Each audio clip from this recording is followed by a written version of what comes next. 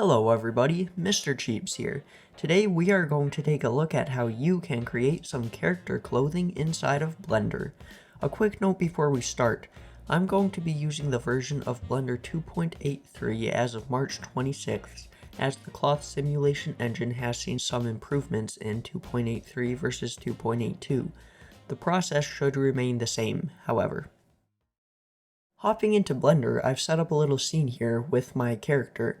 Now ideally you have a semi-reasonable amount of polygons for this character, not ranging into the millions or anything like that. However, if you do have that many polygons, fear not, the second method we will cover for creating clothing can help with that too. For this first method, we are going to duplicate our entire character with Shift D. Then we'll hop into Edit mode and scale it with Alt S to make it thicker and give us this slightly bigger shell around our character. Then I'll go into wireframe mode, snap to a front view with the tilde pi menu, and start selecting and deleting areas that we don't need. So I could just delete the entire top half and maybe below the ankles as well, and now we have a pair of pants that conforms to our character.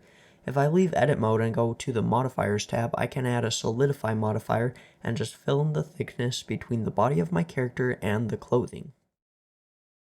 Now let's take a look at a second method that we could use to create some of this clothing.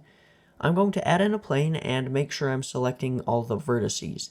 Then I'll use A to select the whole thing and use the Alt-M hotkey to merge, selecting at center. Now I have one single vertice that I can move around. I'm going to turn on snapping with Shift-Tab or this magnet icon at the top, and change the snapping type from increment to face. With that, I can just hit G to grab this vertice, and it will snap to whatever face my cursor is hovering over.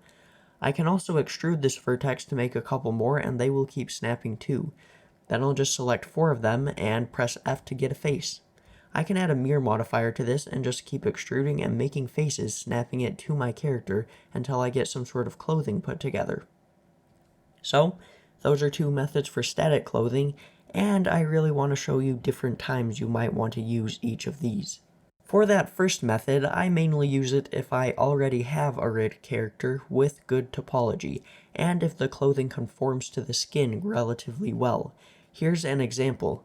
I've rigged this base mesh with the Rigify add-on that comes bundled with Blender. Something cool about having this rigged mesh for generating my clothing is that I can duplicate the character, scale and delete like we talked about, and because the character was already rigged, the clothing will have the same parenting and weights already. So if I pose this armature now, you can see that those pants that I made stay on without needing any extra work on the weighting. Now for the second method, I mostly use that if the character's outfit is more complex and the base topology won't work for the clothing I'm trying to create. For example, if I'm trying to create something like this hood and cloak, I'd use the second method, because my character doesn't have the topology I would want for this hood, seeing as it doesn't loop around his neck the exact way I want it to. And before anyone asks about rigging or generating weights for clothing made with that second method, I suck at both of those things, so I really can't help with that. That's why for animation, I usually just use the first method of rigging my character beforehand and then duplicating and deleting parts of it to get my clothing. Now for this clothing, we could do some cloth simulation as well, but I usually don't use that when I'm making my characters. If it's just a still render I'm creating, then I'll just use some muscle and grit to sculpt the cloth, or use that new cloth brush from Blender 2.83. Even when the character is going to be animated, I find cloth simulation usually to not be worth the effort and time needed to pull it off correctly. I generally just use cloth simulation for things like capes, flags, banners, and stuff of that nature. Anything else usually isn't necessary for the characters I make and would require too much time for me to actually want to do that. Now that I've mentioned it though, let's quickly look at how you could create something like a cape. I'm going to add in a plane really quick and move it behind my character, and then I'll just hop into edit mode. I'll scale the plane on the x-axis, and then I'll select this edge here. Move that down, and we sort of have something.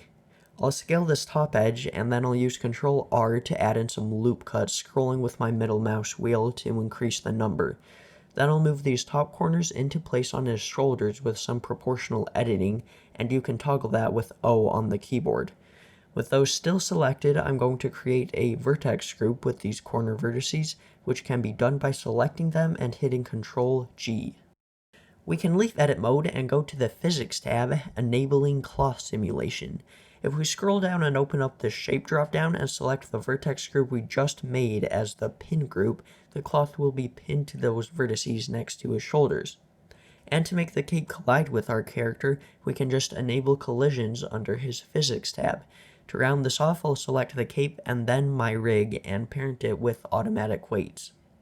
So those are the ways I create clothing for my 3D characters. I duplicate the entire character, scale it, and delete the parts I don't want for most things.